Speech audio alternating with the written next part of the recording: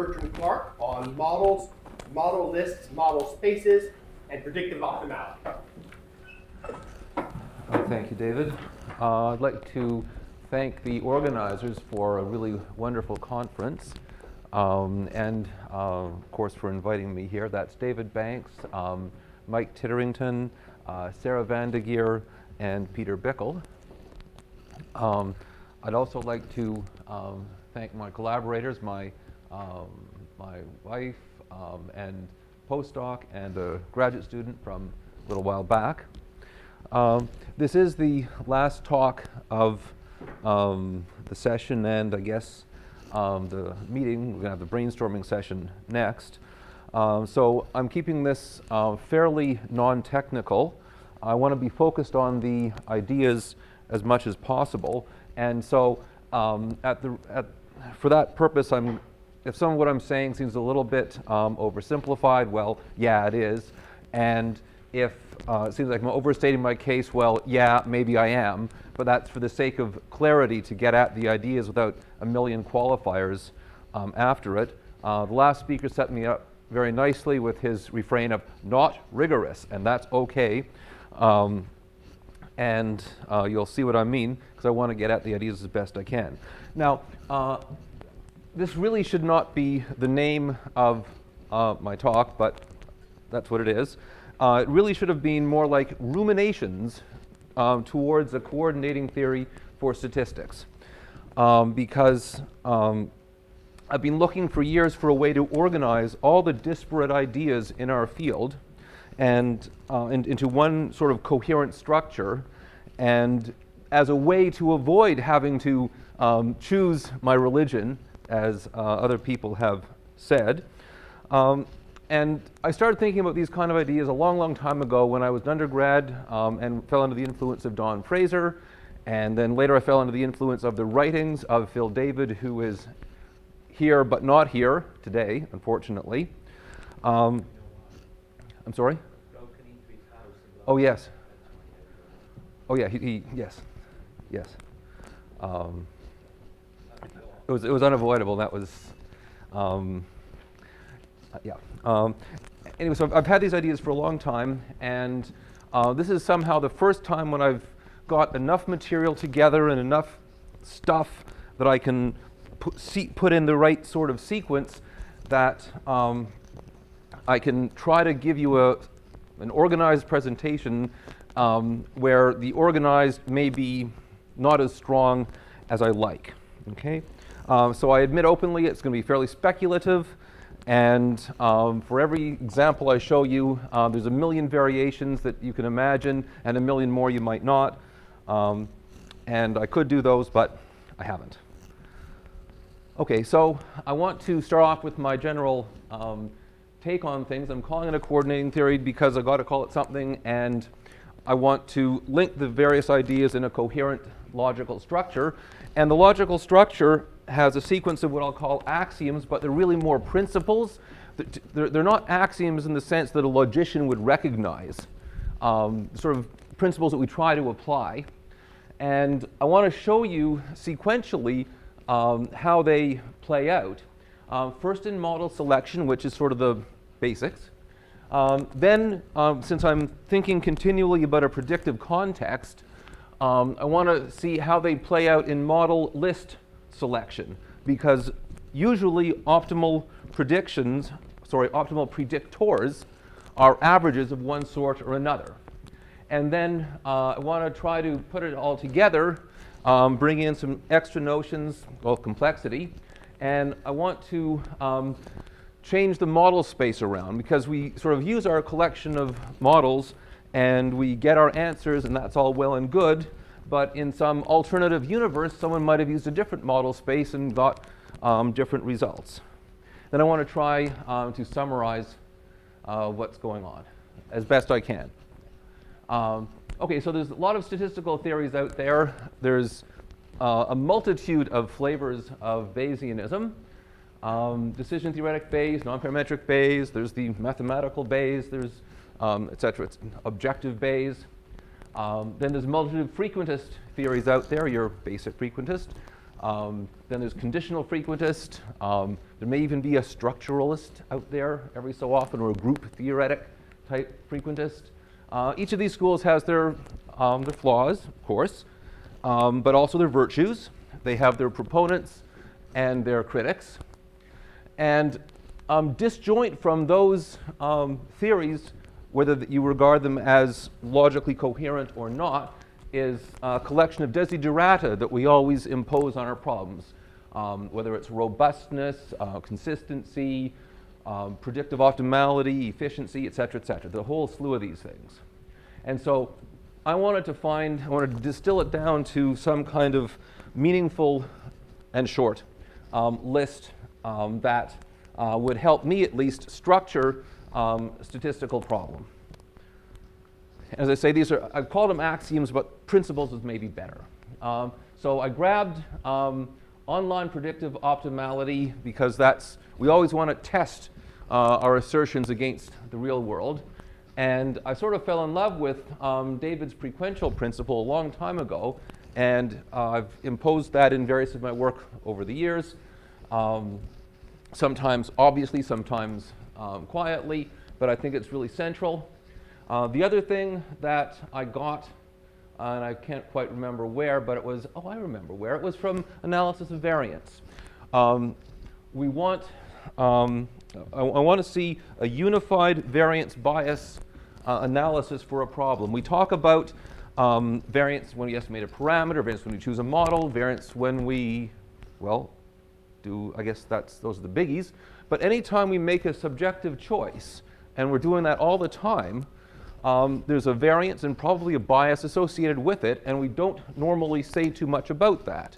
We sort of truncate at some point that this is what we're going to look at, and we just take a boundary.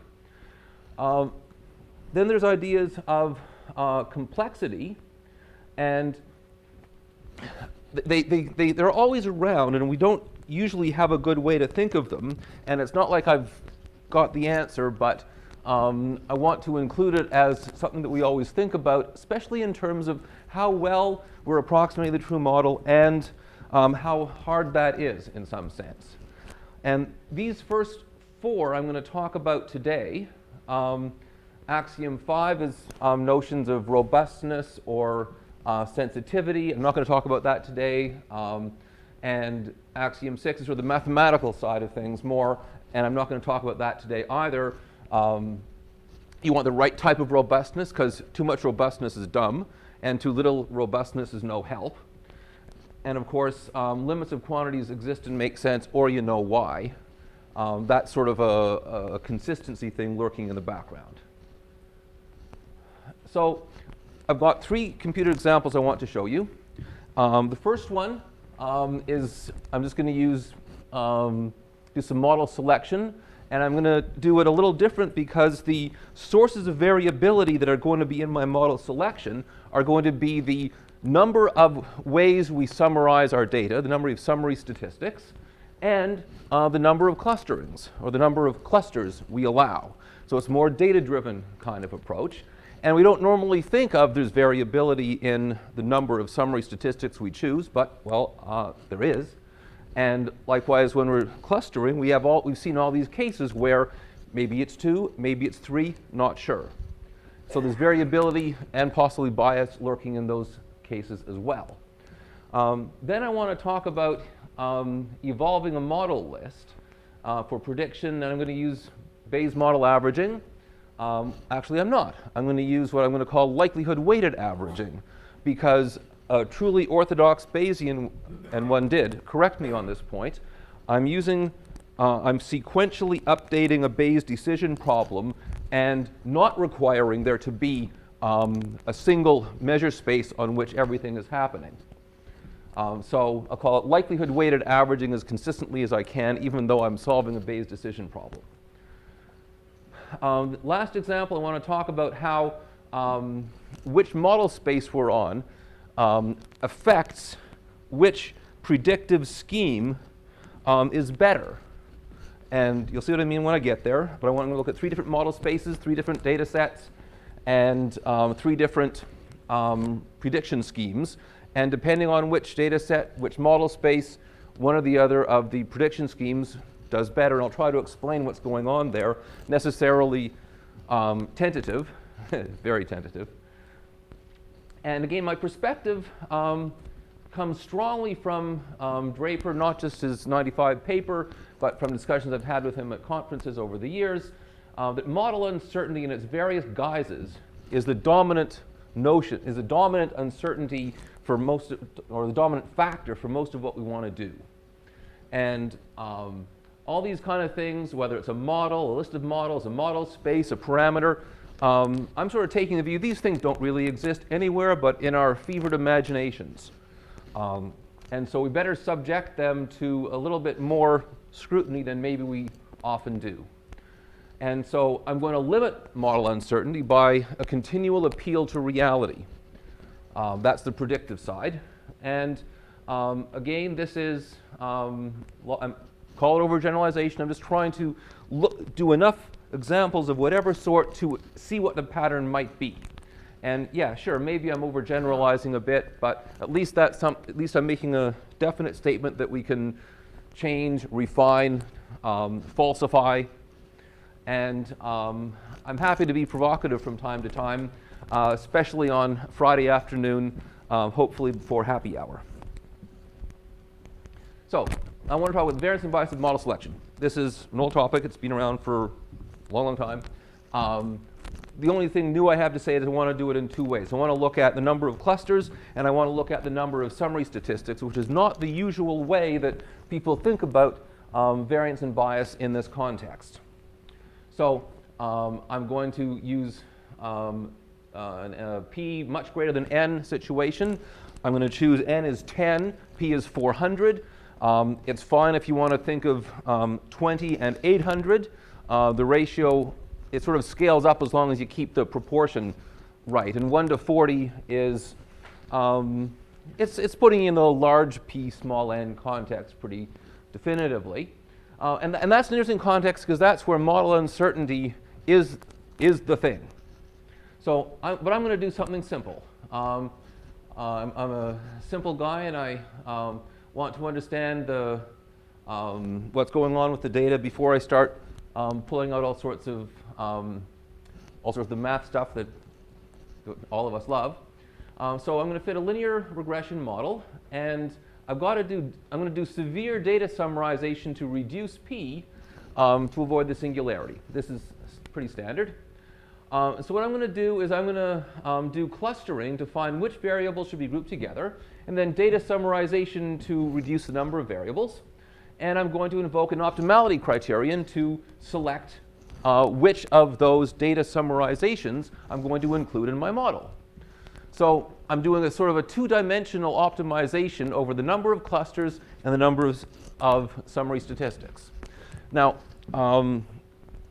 we did a lot of these examples, and I tried to make sense of it. And my first thought, well, not my first thought, but someone else's first thought was that all I've done is sort of rediscover an aspect of the representer theorem, which says that any time you're looking at a loss penalized by another loss, and you do your optimization over a Hilbert space, an RKHS, then this is going to be your your optimal function looks like that.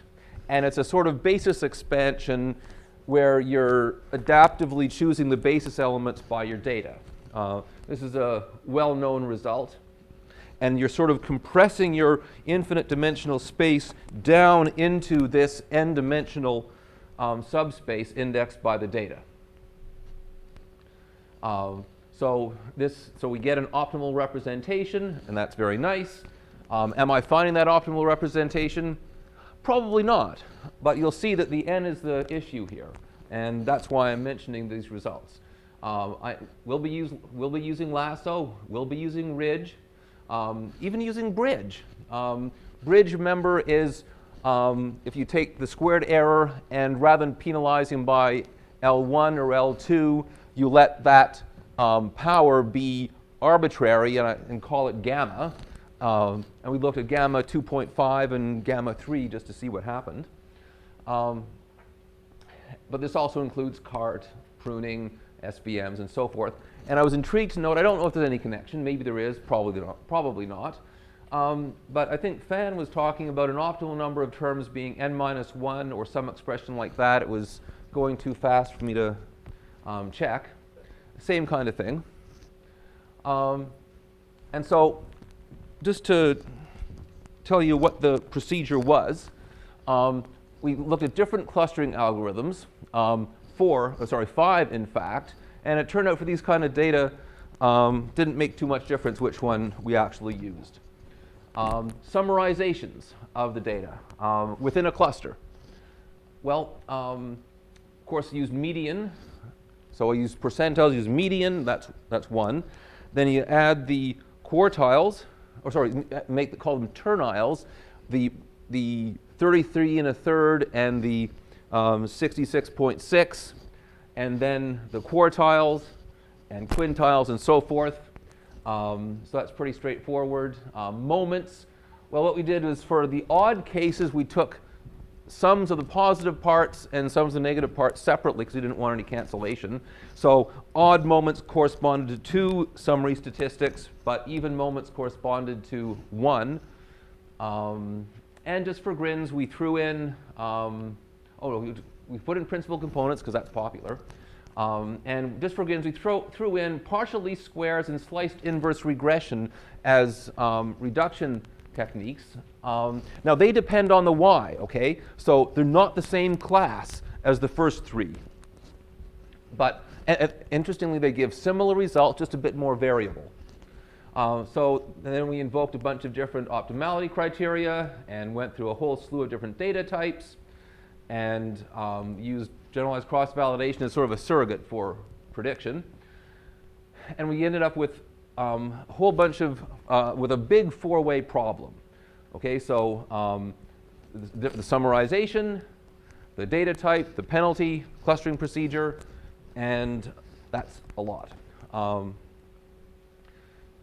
So then we chose P is 400, N is 10, as I said before.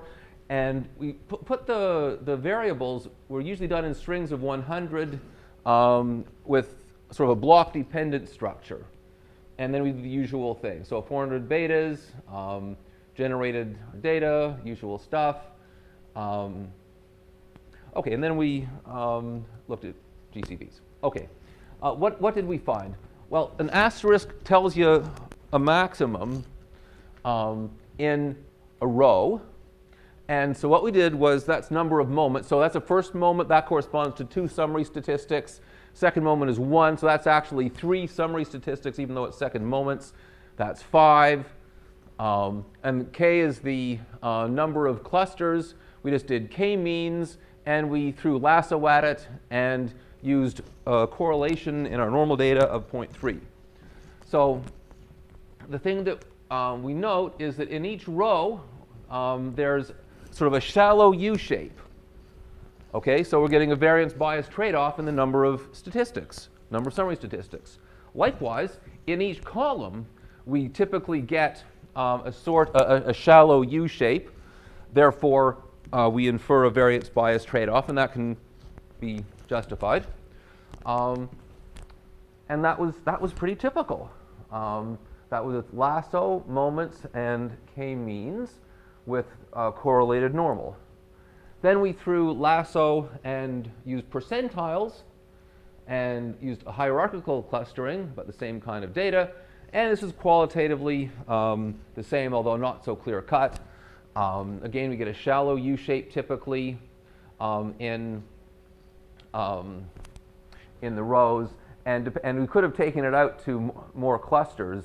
And when we did that, we did get the shallow U-shape coming out on that, on the columns as well.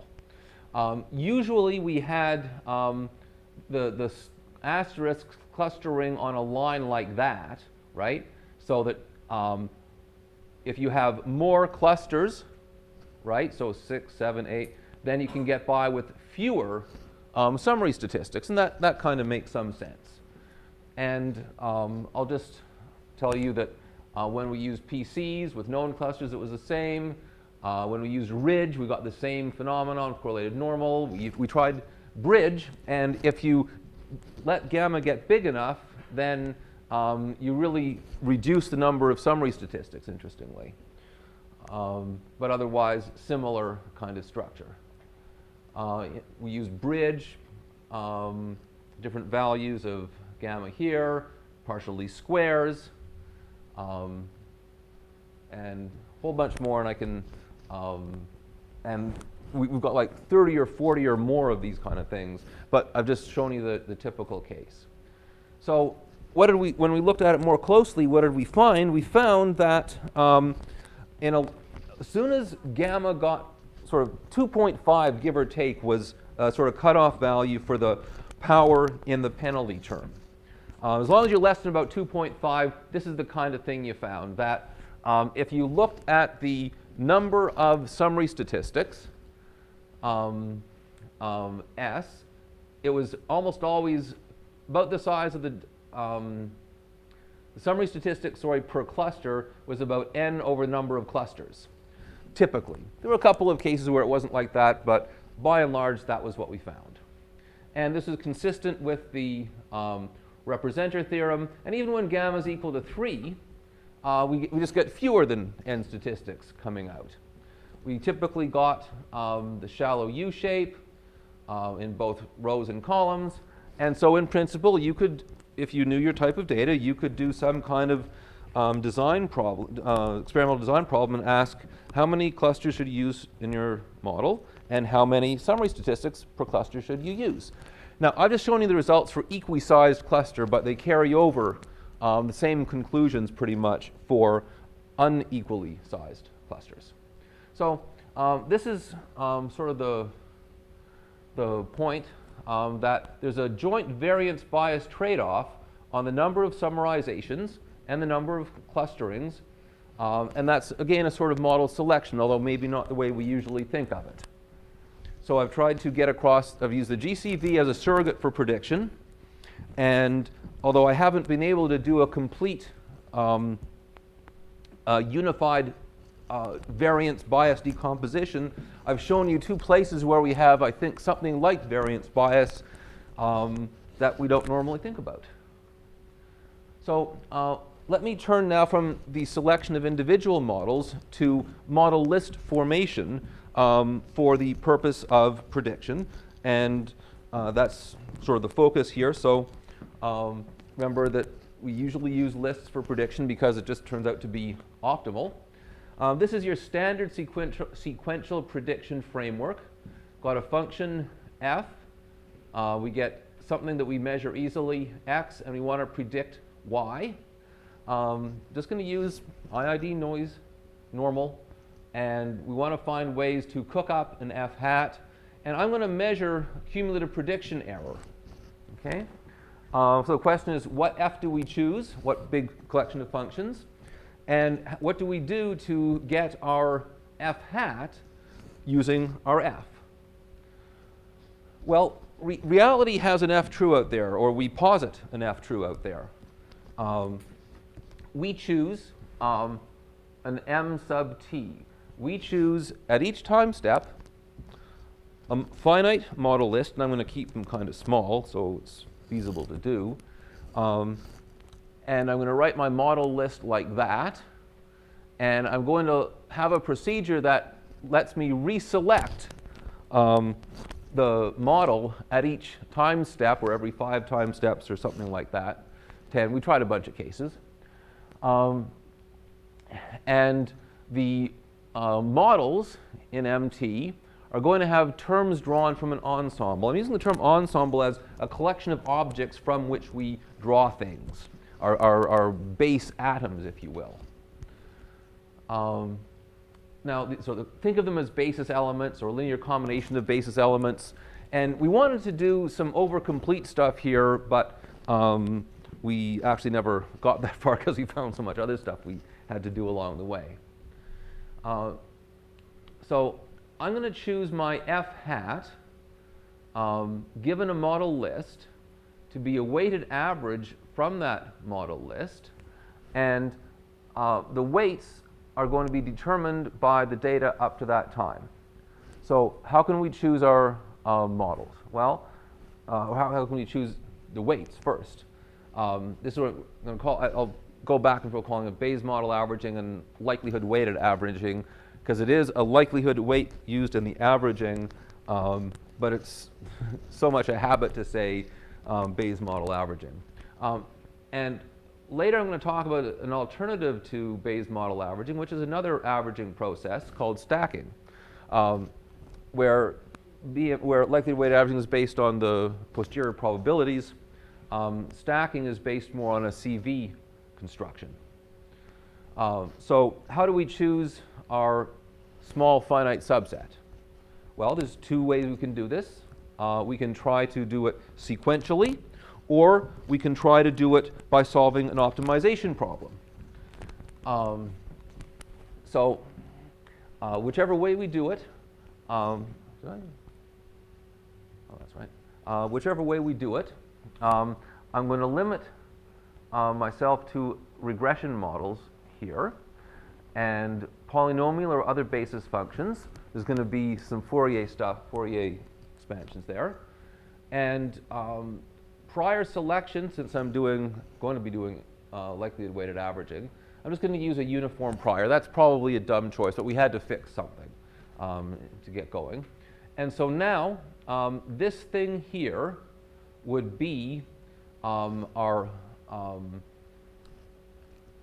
predictor, where we're summing over the f's in the appropriate model list for the t plus first time step.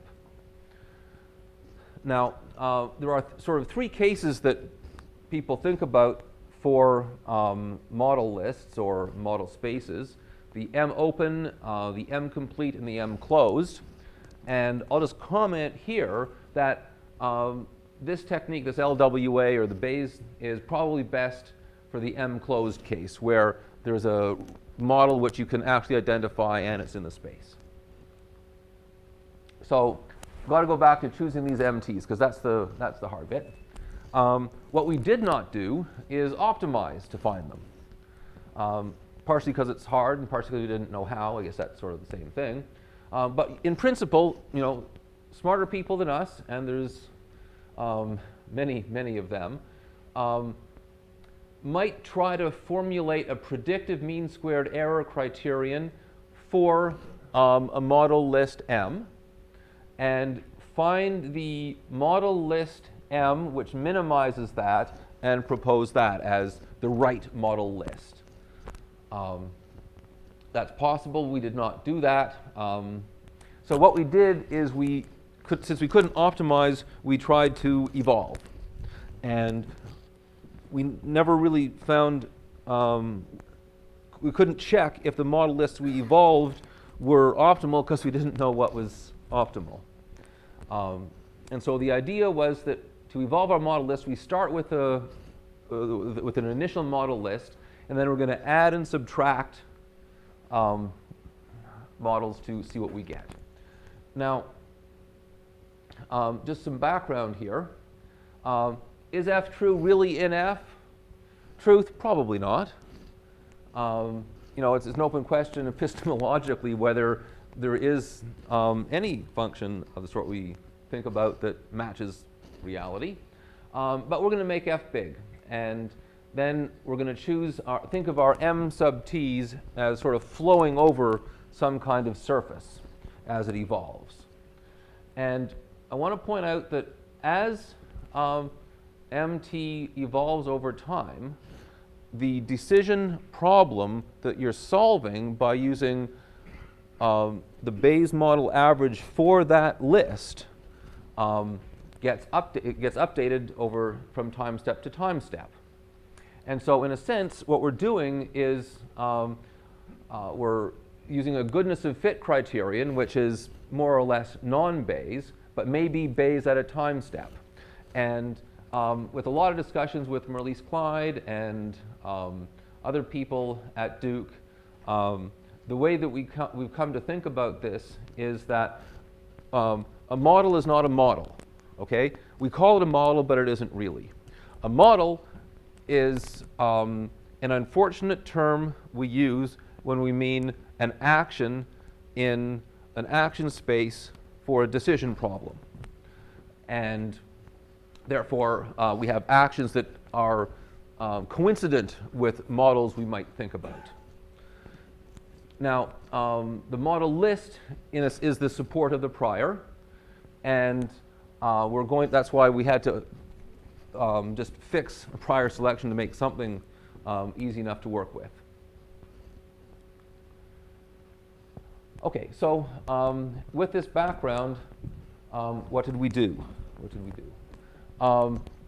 We imagined that our ensemble was a basis to keep life easy, and there was a function space f, and therefore our true f was of this form. And now we have model list script m. So we already have parameter, model, and model list uncertainty. And just for grins, we did some computing, or we did some computing where we tried to use different bases to see if we got anything qualitatively different. So there's some polynomial functions in a Fourier basis, some Fourier functions in a polynomial basis, and we did some other cases, but I'm not going to show you that. But they're in the same general ballpark. So we used likelihood weighted averaging, and we chose a model list sequentially, and our goal was, in some sense, to optimize variance and bias over model list selection. Okay, so model lists that are too small, we think of them as having high bias. Model lists that are too large, we think of them as having too high a variance. And so we're going to have a variance bias trade-off lurking in the background. So I've got a couple of slides here that discuss the problems that arise with Bayes model averaging.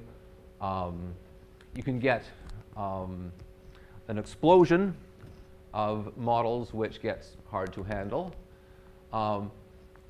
And there's a phenomenon called dilution that we had to avoid, or the vague convergence to zero. And that's part of the reason why we used uniform priors. So finally, what did we do? And I'm not going to tell you in detail all of the steps, although I've got slides showing that in case someone wants to ask later. We're going to form terms from the as sums of basis elements. Okay, so that's our ensemble.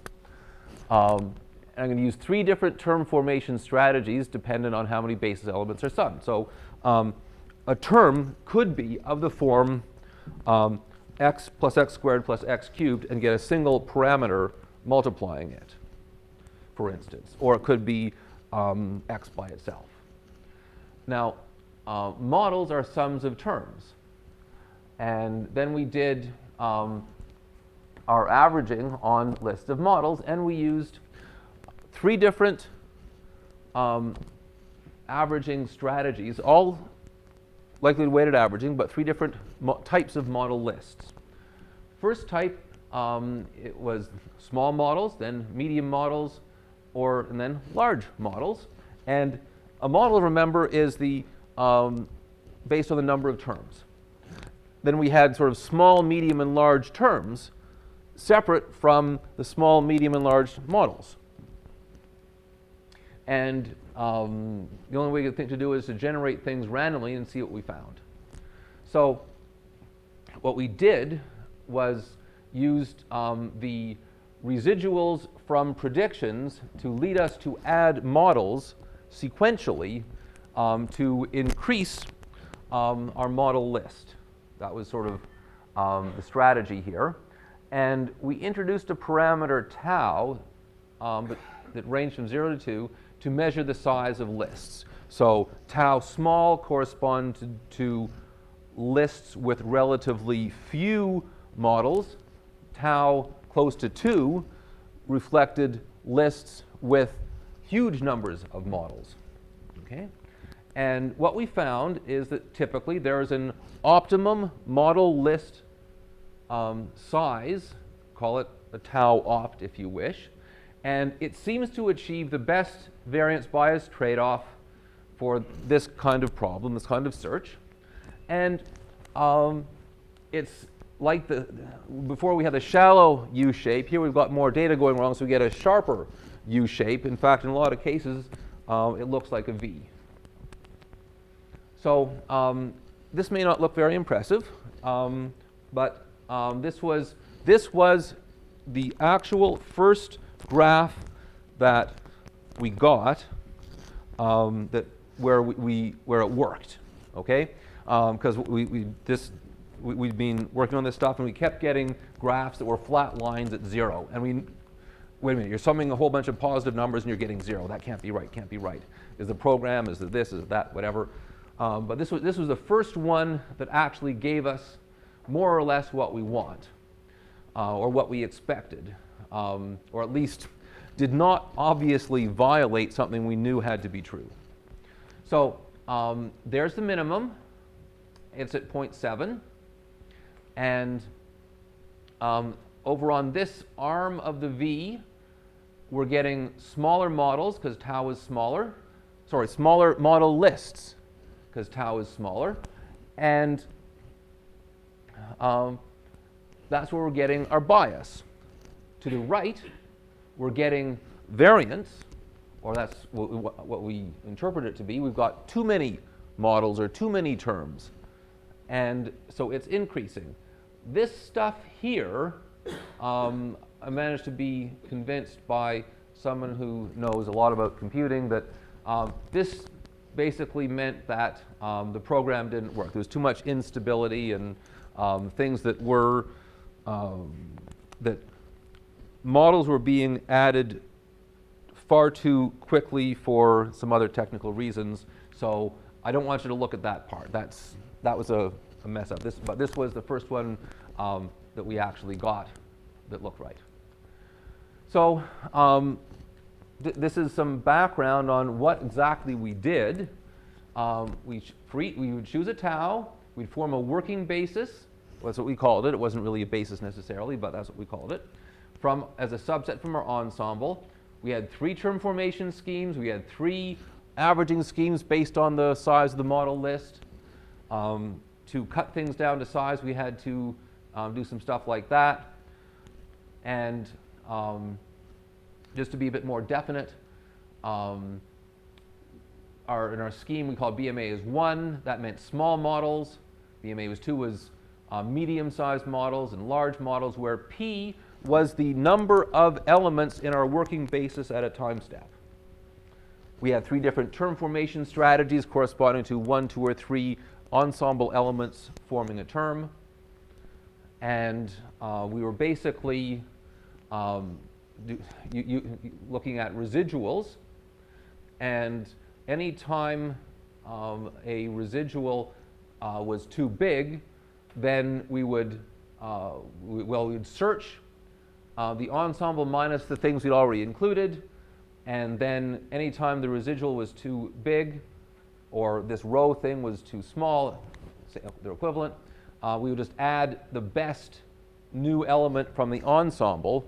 And in a sense, what we've done here is just done an automation of residual analysis. We're looking at how bad are the residuals and what can we do to make them smaller. So all we've done is automate residual analysis. This is just some notation. So then we looked at this function here that happily lives in a Fourier span. And this is what we got. So there's our function. We used small model lists, small terms, of, well, one ensemble element. And we got this kind of shape. And that kind of tells us that somewhere about here, once you've added that many, once you've got model lists of that size, you don't do any better. Yeah, the variance doesn't go up. We're not sure why. But that really is it's sort of a degenerate V shape, because this is the point of interest. And if you if you change to use larger models, voila, rather than having 1.2, your model list size shifts to the left because you've got more models. And that's not a surprise. And so we got more,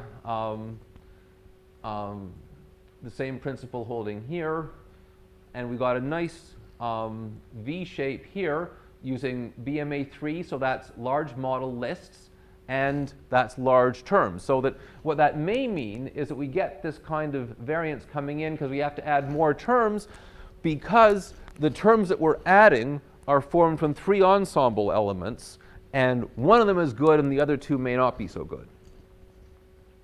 Then we looked at this kind of function, and we got, and we wanted to see if we got qualitatively similar results if the function lived in the Fourier span, but we used a polynomial basis. And the answer is pretty much, although we did have some instability problems there. But basically, you're getting that sort of V shape continually. So where did this leave us? We've seen different variance and bias associated, so to speak, with number of clusters. Variance and bias associated with number of summary statistics. And now we've got something like variance and bias associated with your model list. So we started scratching our heads, what do we want to do here really? What we really want is a unified variance bias decomposition. We want one expression, call it MSE, although it's not. And we want let I vary over the elements of our model, and I should say modeling strategy, everything that does not have an objective existence. And for each of those things, we want a notion of how it varies and what the bias might be. Now, this is probably impossible, but this is what a unified variance bias decomposition might look like. And that's sort of what we wanted to find, even though we haven't yet. But there's some things out there. Think of your basic ANOVA. You have a concept of total variability, which you decompose into a sum of squares. Well, that's not a variance bias decomposition, but each of these things does represent a sort of variability. And so it's a decomposition involving variability.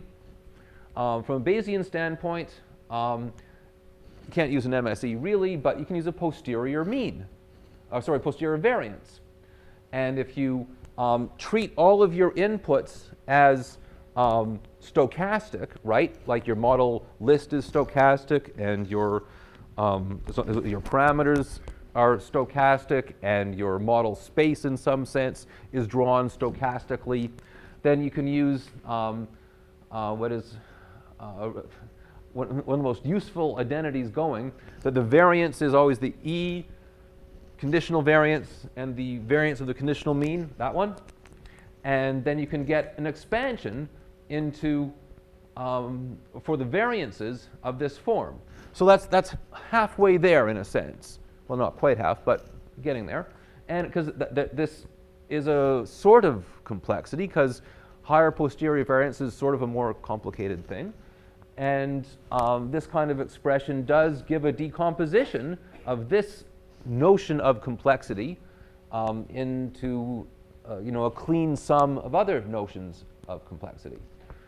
The limitation, of course, is that it's only for variance, not bias.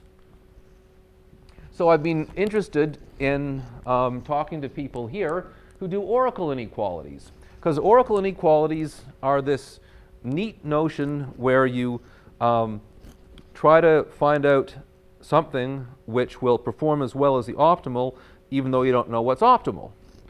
And I wonder now, having talked to some of these people, whether you can find some generalization of oracle inequalities that handles both bias and variance explicitly for multiple sources of variance and bias.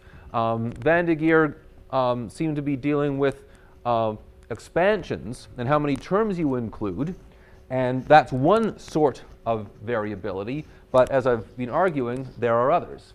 Is there some way to generalize her work or the other work by, that we've seen by Candace, or work that I know Tibikoff and Bunia have done? Yuhong Yang contributed to that, and I've talked to him about it. He thinks it's hard, and if he thinks it's hard, then it probably is really, really hard. But you know, fools rush in. And so what we really want is the bias and variance of individual models. Yeah, this only handles the individual model bias, or so it seems.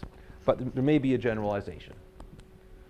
Now, I want to talk about another source of variability that we don't often talk about, and that is the model space. We've looked at models and model lists, and even looked at different bases for our model space.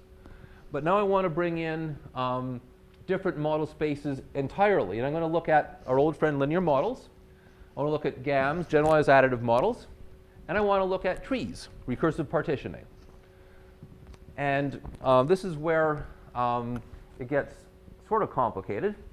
I want to bring in concepts of complexity more fully, but I don't really know how, so I'm not going to use the term complexity in any formal sense, not the code length sense, not sample complexity, or other sources. I'm going to be just heuristic about things. And what I'm going to do is show you three different prediction schemes. You've already seen one, okay, the Bayes model averaging or likelihood weighted averaging. And I said something about stacking. I'm going to tell you a bit more about that because that's the other one I'm going to use. And just for grins, I'm going to throw in a third. Adaptive combined averaging of predictors, which is just a fancy way of saying an optimal convex combination of the Bayes model average and the stacking model average. So that's all it is. And so now I've got three different model averaging strategies. The Bayes is, in some sense, the simplest. The stacking is the next most complicated. And the ACAP is the most complicated because it combines all the complications of the previous two. So I want to compare three different model averages for predictions. And I want to do this on three different model spaces, namely those three there, and see what happens. Let me tell you briefly what stacking is. Stacking is where you have a bunch of functions that you want to average and call them F1 through Fm, and you do something with all but your jth data point to get that function, and then you evaluate it at the jth data point, and then you form this sum of squares here so that yj, the data point you did not use here, and you try to mimic it by the sum over AIs of these guys. Then you do that over all j and square. So then A is a vector of the same length as your number of models on your model list. And when you do this optimization here, you can do it over different ranges of A's. So essentially, this is a cross-validation type criterion. And we wrote, or I wrote, the predictor from it of this to look like this. So there's our predictor for the cross-validation based model average at time t plus 1. In the linear models case, looks like that, because the AI hat really is on the xi, because that's what defines the model. And the xi, well, the I, those are vector of explanatory variables, and the choice of vector of explanatory variables is what your model list here indicates. So these two model averages have different properties, and they're formed from different model lists in what I'm going to show you. So I'll have two model lists, one for each, and the model lists will be different. typically. Stacking is more robust against model misspecification than LWA is. When the true model is on the list, is on your M here, then as a generality, LWA will do better for you than stacking. When you're in an M open or M complete case, more often it is the stacking average that has better predictive properties. So what did I do next? Well, I formed the average of those two. So I looked at the cross-validation based, the likelihood weighted based, took a convex combination, did it in an optimal way, and called that this guy. So now I needed to update my model lists, and I'll just tell you that what we did was we had model lists fixed with either 4 or 5 or some finite number of models, and we formed a sort of midpoint model. The terms that were in all the models we kept, and then we'd either delete one of those or search the terms not included to add the next best one, or we get a completely new model from a random search. And we typically used AIC, since that's predictively good, to do our model selection. And then we used 5-fold cross-validation to, once we found the new model, to decide whether to replace one of the old models with it or not. Then we started seeing how these things worked. Okay, so we used 3 different data sets. The Friedman function, there's only 5 variables that really matter, and that's the Friedman function. And it's sort of moderately complex. We used a data set called abalone, 8 attributes to predict the age of abalones. And then we used a computer activity data set, which is the most complicated. And we used 15 of the original 24 predictors just because that was readily available. And this is to predict performance measures. So what happened? Well, if we use, so we have LWA, we have stacking, we have ACAPs, we have linear models, GAMs, and trees, and we've got 3 data sets, and now I want to show you the results for the first data set. So if you use linear models, then the ACAP does best for the Friedman data, or simulated data simulated for the Friedman function. Interesting. Linear models are the simplest model class, far simpler than either of the other two, no question. ACAP is the most complicated. It does best with it. So we've got the most complicated averaging strategy doing well with the simplest models. Go figure. Then we use GAMs. And so GAMs are more complicated, nowhere near as complicated as trees, but more complicated than linear models. And then the ACAP error and the stacking error were pretty much the same. Well, I guess the ACAP won by a little bit. And they beat out the Bayes for GAMs. Now, for trees, Bayes did best, unquestionably. But, and this is interesting, the axis here is now 1200, okay? That's 500, that's 600, and so the axis has doubled. Somehow, trees do not work well at all, but if you're going to use trees, you should use, if you're going to use the most complicated model class, you should use the simplest averaging strategy. Isn't that interesting? So in the interest of time, I'll just skip some of this because it's more of a discussion of those points. And I want to tell you the next data set. The next data set, this is a hard data set. People can't handle it too well. With GAMs, Bayes did best, stacking next, and it was pretty much the same as ACAPs. But they were all kind of the same. And the thing to observe was that stacking performs slightly better for linear models, and the Bayes performs slightly better for GAMs and trees, although the differences are not big. Now for the computer activity data, the stacking error was the smallest, fairly straightforward. There's stacking.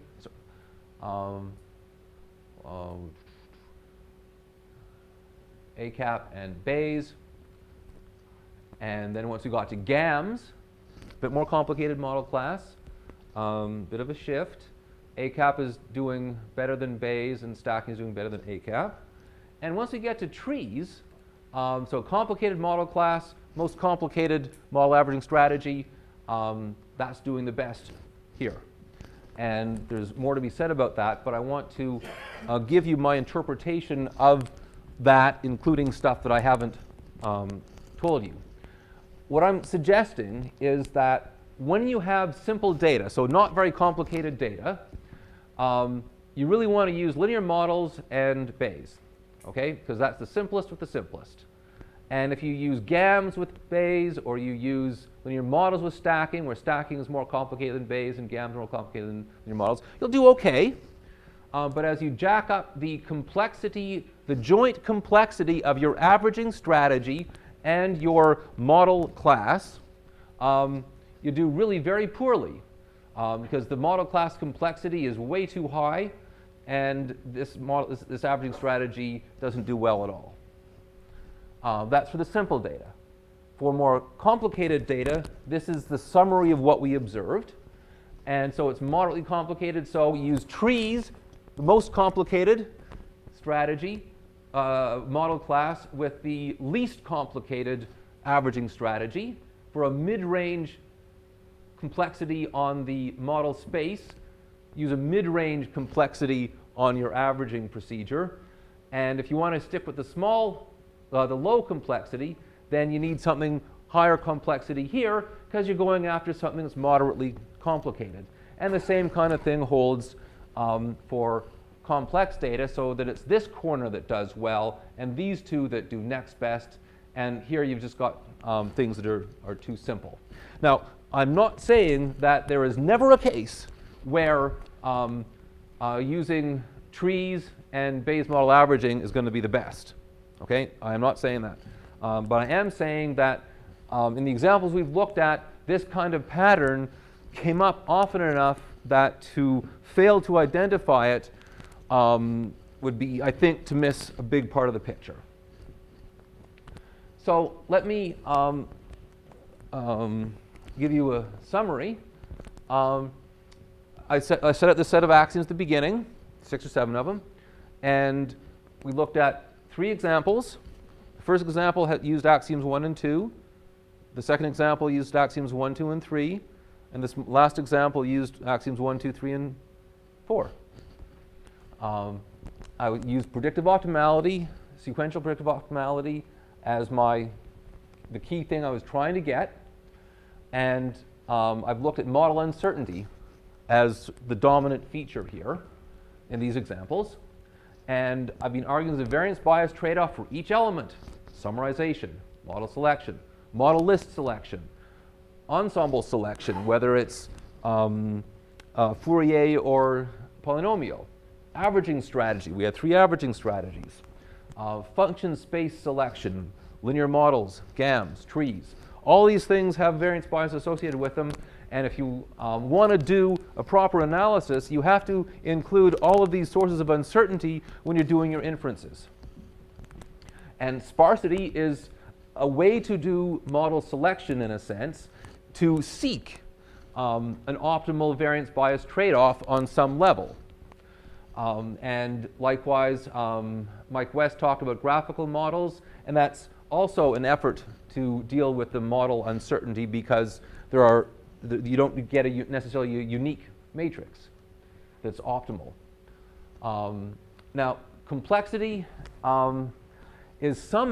seems to me to be related to the sum of the variances and biases of the elements in the modeling strategy. And that's the best I can do. And I've sort of argued a complexity matching principle, that you want your complexity somehow of your data to correspond to the same levels of complexity on your modeling ingredients. And the whole point of this prediction scheme, in some sense, is to get outside the usual decision theoretic framework. So one of the tasks your strategy is trying to do is to learn the decision problem so it learns the decision problem, then solves it, and then reformulates the decision problem and solves it. And you do this sequentially as a way to learn what the problem is and make good predictions. And lurking in the background, I've tried to relate this to more conventional inference, and the best I can do is a conjecture. Usually, if you have a model, it will give you predictions. Okay. I suggest, and I've talked with people about this, and a couple of people think it's true, but hard to prove, that if you have, there have got to be sufficient conditions to convert a predictor into an estimator. Don't know how to do that. I've talked to people about that. If anyone has some suggestions, I'd be very interested. But the take-home lesson from all this stuff is that there's this sort of unified variance bias framework that I think is worth trying to look at in more detail. And as I've said before, this is heuristic. It's pretty rough. So I'm really open to anyone who has references or suggestions, criticisms, ideas, because I've been thinking about these things for a lot of years, and I'd love to make some more progress on it. And I thank you for your attention. A little tight on time. If anybody has a question, we can probably take it.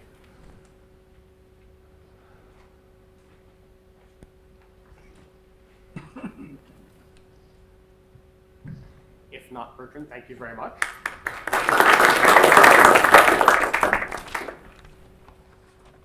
The last phase of the